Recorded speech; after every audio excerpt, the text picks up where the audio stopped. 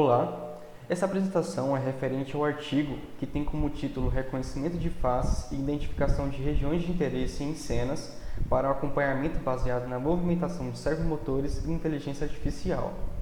Este artigo é resultado de um projeto de PIBIC que teve como integrantes Érico Oliveira Santos, Luiz Carlos Costa Moitinho, Edson Teixeira de Almeida e o nosso orientador, Alcides Xavier Benicasa.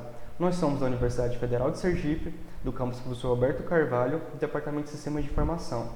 E eu, Luiz, estarei dando continuidade à apresentação. Nossa apresentação conta com um sumário que vai seguir uma ordem de apresentação. Portanto, nós iremos ali passar pela introdução, onde iremos dar a motivação para o nosso tema do artigo. Passaremos por conteúdos como a detecção de movimento, detecção de reconhecimento facial e a centralização da face. Também temos uma seção de desenvolvimento, onde iremos explicar com mais afinco e com modelos testados no nosso projeto, a captura e a transferência de imagem, a detecção de movimento e face, a variação e reposicionamento dos nossos servomotores e a reconhecimento facial e a busca, finalizando pelas considerações finais e referências. Como introdução, nós temos que a necessidade de novas tecnologias, surgimento de novas tecnologias que decorrem de acordo com os problemas que vêm se tornando mais complexos. Isso também se dá no âmbito da automação. Diante disso, novas soluções vêm sendo empregadas diante desse contexto, contando com um mecanismo de controle à distância, ou seja, acessos remotos, bem como a realização de atividades e processos, que anteriormente seria realizado de forma presencial. A adoção desses módulos inteligentes, capazes de realizar essas comunicações entre diversas aplicações, estão sendo cada vez mais presentes no dia a dia. Bem como a gente pode ver um exemplo disso, um modelo para a movimentação autônoma de um robô a partir da detecção facial e, consequentemente, a movimentação do mesmo em direção ao seu alvo, como é mencionado no trabalho de Braga e Costa, em 2015. E também temos ali um sistema que é capaz de detectar a sonolência do motorista por meio da captura de processamento de imagens digitais em tempo real, presente no trabalho de Oliveira e Moreira, em 2021. Portanto, essas tecnologias buscam reproduzir a natureza humana, bem como estudos e técnicas que estão sendo empregados na nossa computação, mediante ali as técnicas de inteligência artificial e IoT, Internet das Coisas. Elas são capazes de fornecer aos dispositivos programados ou microcontroladores comportamentos que são inspirados ali nos nossos sistemas motores ou neurológicos, desde como controle e movimentação do corpo humano, orientação do nosso campo de visão, detecção e reconhecimento de regiões de interesse, bem como, fazendo uma analogia, a detecção de um rosto em comum a meio a uma multidão e o reconhecimento do mesmo como um amigo ou algum familiar. Para isso, é preciso a junção dos componentes de hardware e software, bem como também a visão computacional. Diante disso, os sistemas de reconhecimento de faces, a partir de uma imagem ou de vídeos, estão cada vez mais presentes, bem como podemos ver esses sistemas sendo empregados em prédios e bancos, onde sistemas de reconhecimento facial são acoplados em robôs. A detecção de movimento ela pode ser realizada mediante duas técnicas, como a subtração de fundo e a diferença temporal entre imagens. A primeira, a subtração de fundo, ela consiste na diferença espacial entre o modelo do ambiente e a imagem atual que foi capturada. Já a segunda, a diferença temporal entre imagens, ela consiste na subtração de pixels de quadros sucessivos. E esta foi a que foi utilizada no nosso artigo, no nosso projeto.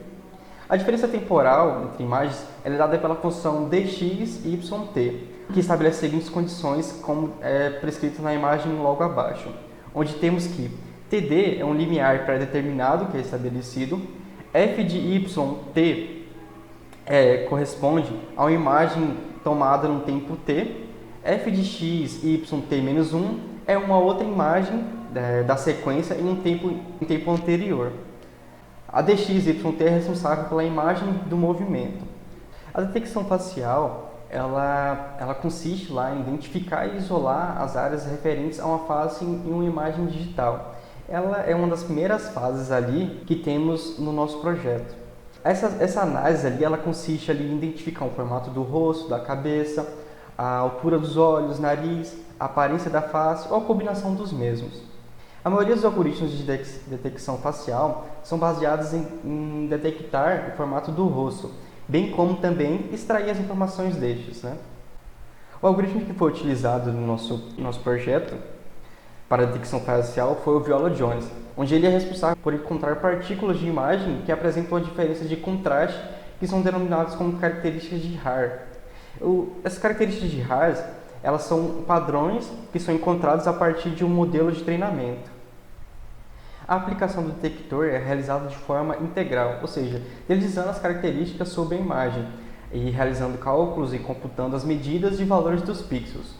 Se a diferença entre as áreas estiver abaixo de um limiar pré-determinado, as características coincidem. Então, esse resultado irá representar o valor que é encontrado pela característica para determinada região, sendo assim reconhecendo uma face. Para a centralização da face, foram utilizados os dispositivos de prototipagem de servomotores. Ou seja, os servomotores são componentes que com controle de velocidade e rotação são controlados através de uma realimentação de um sensor, que é acoplado ao seu eixo, e um controlador específico, que são denominados de motores síncronos. Eles são formados por uma combinação de 4 componentes que são importantes: um motor DC, engrenagens, circuito de controle e um potenciômetro. Esses servomotores que foram adotados aqui, eles têm uma limitação, que são os tradicionais, eles têm uma limitação de rotação entre 0 e 180 graus. O controle do posicionamento do mesmo é realizado por um sinal modulado por largura de pulso, mais comumente chamado como PWM. Tal circuito de controle é responsável por monitorar um sinal de entrada a cada 20 milissegundos. A variação nesses 20 milissegundos designa a variação da posição do eixo ou movimentação do servo, ou seja, quanto maior for essa largura desse pulso, maior será a rotação, assim como vemos a imagem ao lado. Para o desenvolvimento do nosso modelo desse projeto, foi dividido em três componentes principais: uma aplicação cliente da plataforma de prototipação ESP32CAM, um servidor, uma API Python e uma aplicação móvel, que foi desenvolvida em React Native. O ESP32CAM é responsável pela captura e envio de imagens, realizar cálculos e também pelo controle e reposicionamento dos nossos servomotores. O diagrama que está presente aqui é a representação da comunicação entre os nossos serviços, desde o nosso dispositivo móvel, o nosso serviço Python e também o nosso ESP32CAM, que serão elencados e serão explicados em futuros slides. A captura e a transferência de imagem. Essa se dá lá no ESP32CAM. Quando o ESP32CAM é inicializado, ele realiza ali as suas configurações iniciais, que são a conexão com Wi-Fi, configura a câmera e centraliza os servomotores, deixando ele na posição de 90 graus. Também ele realiza uma captura de imagem em intervalo de 5 milissegundos e, por fim, a cada imagem capturada, estabelece uma conexão com o nosso serviço Python e envia pacotes de imagem de 1024 bytes e até que a imagem seja totalmente enviada. Como exemplo, temos aqui um processo onde o ESP32CAM ele captura uma imagem, essa aqui está presente na tela, e envia para o nosso serviço Python. Por seguinte, a detecção de movimento e face é aplicado um algoritmo de análise temporal de quadros consecutivos e, caso a detecção de movimento seja positiva, é aplicado um classificador de cascata sobre a imagem.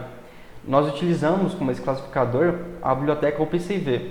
Ela retorna 4 pontos sobre a face que foi encontrada, assim como segue o nosso fluxo aqui dando continuidade.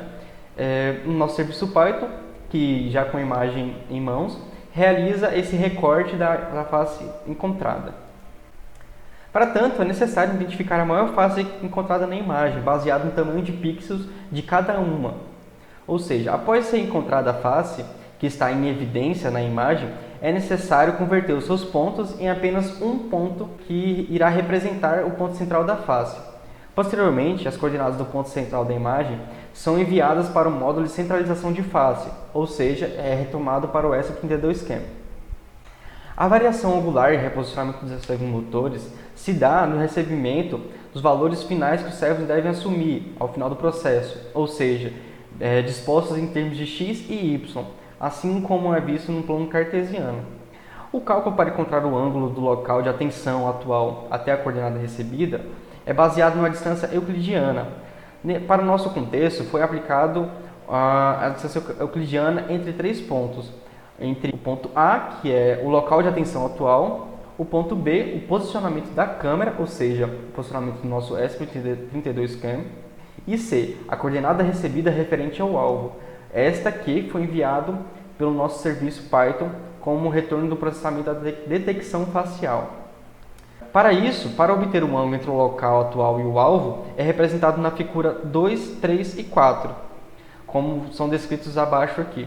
Por fim, ao realizar esses seguintes cálculos, são mapeados os valores limites dos movimentos definidos para os nossos servos, que nesse nosso contexto são levados em consideração ao tamanho da imagem, que é uma imagem 1024 por 768, e também a nossa limitação de rotação, que é de 0 a 180 graus. Uma vez que foi capturada uma imagem, foi detectada uma face e a presença de movimento, é realizado também um reconhecimento facial, que também é realizado de forma paralela à centralização dos nossos servomotores, ou seja, a centralização do nosso alvo em cena. Para o nosso reconhecimento, nós utilizamos uma rede neural que é pré-treinada para gerar as medidas faciais, dada um recorte de uma face, como entrada. Com as medidas sobre o nosso domínio, é feita uma busca por similaridade no nosso banco de dados, nosso banco de dados de faces. Essa é que, por sua vez, utilizamos o Postgres como um banco. Com base no resultado da busca, é feito um relacionamento da face em questão. Ou seja, o retorno da busca são as informações de um indivíduo salvo no banco de dados. Caso não haja um retorno dessa busca, a imagem é salva como desconhecido, ou seja, não houve nenhum match, nenhum correlacionamento com a nossa base de dados de face. Caso haja um retorno dessa busca, vamos considerar que essa face pertence a um indivíduo já existente e ela é salva de forma que seja relacionado e identificado como um só. Mediante a isso, posteriormente, feito o nosso reconhecimento facial e a nossa busca, é enviada uma notificação em tempo real para o usuário para a aplicação móvel. Esse relacionamento de desconhecido e conhecido pode ser exemplificado, como é visto aqui na imagem abaixo. Para tanto, com as considerações finais, gostaríamos de ressaltar que esse processo que foi comentado aqui na apresentação, ele é cíclico, ou seja, ele pode ser executado diversas vezes, a depender da disponibilidade dos nossos serviços, são eles o ESP32CAM, o nosso serviço Python e também a nossa aplicação móvel.